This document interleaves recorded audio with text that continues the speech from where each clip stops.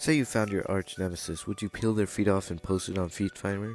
Or maybe you found a K-pop stan or a Deku simp. What would you do?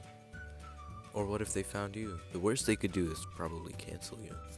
Well, throughout history, when people found their nemesis, what would they do to them? They'd strip them to their ankles and crucify them. Usually the more humiliating, the better. Which is what these people deserve. Maybe not people. People would be a little bit of a stretch.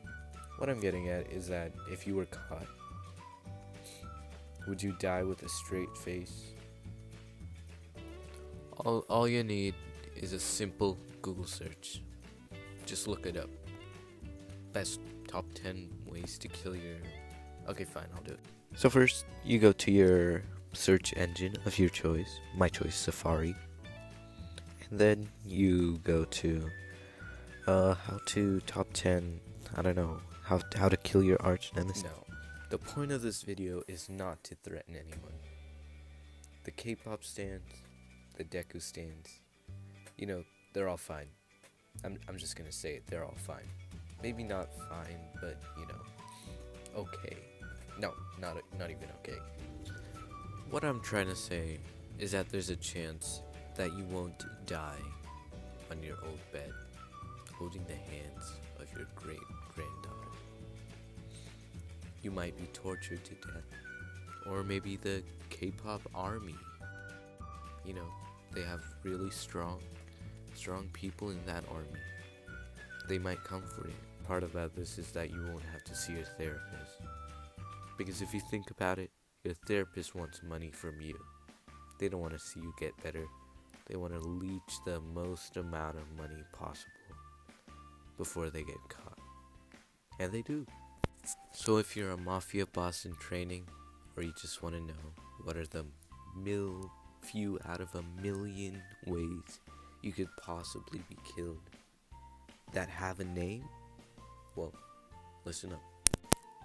Number 1 is scaphism. Scaphism is where the victim is tied to a little boat or a log in the swamp and is whipped and covered in milk and honey.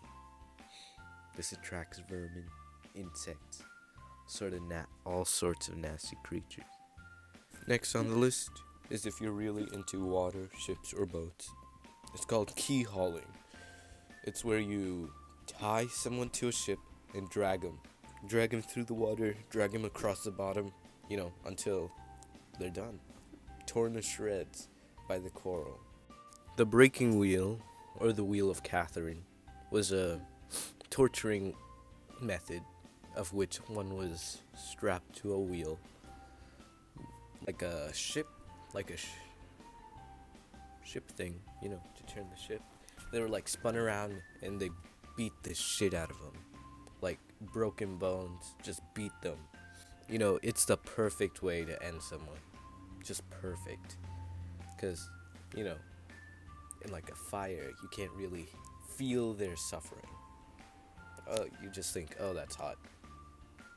But this, you can really know exactly what they're feeling. Another famous and popular way of torturing was death by impaling.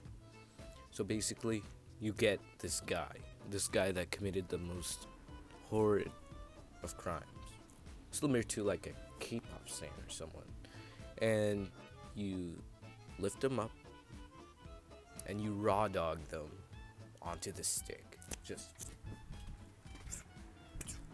This is a representation of what.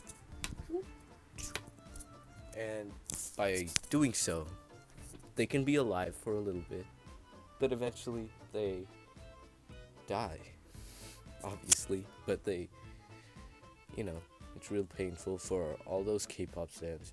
Heck, they might even like it, You don't know about these guys.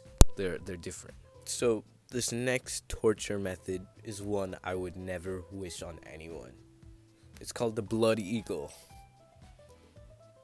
So basically, you take the spine of the guy, you turn it outside from the back So you had to make all these surgical cuts to like turn their rib cage outside, revealing their organs.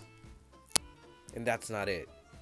Usually these people would be left out and devoured by ants, insects, wasps, anything. It's so nasty. I would never wish this on anyone.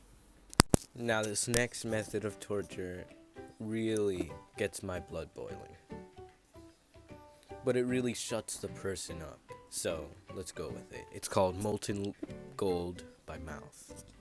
So basically you heat up gold, which is one of the densest, has the highest, one of the highest heating points. Like 2,700 Celsius or something, I don't know. And you pour it down a guy's throat. Well, they're not saying shit after, that's for sure.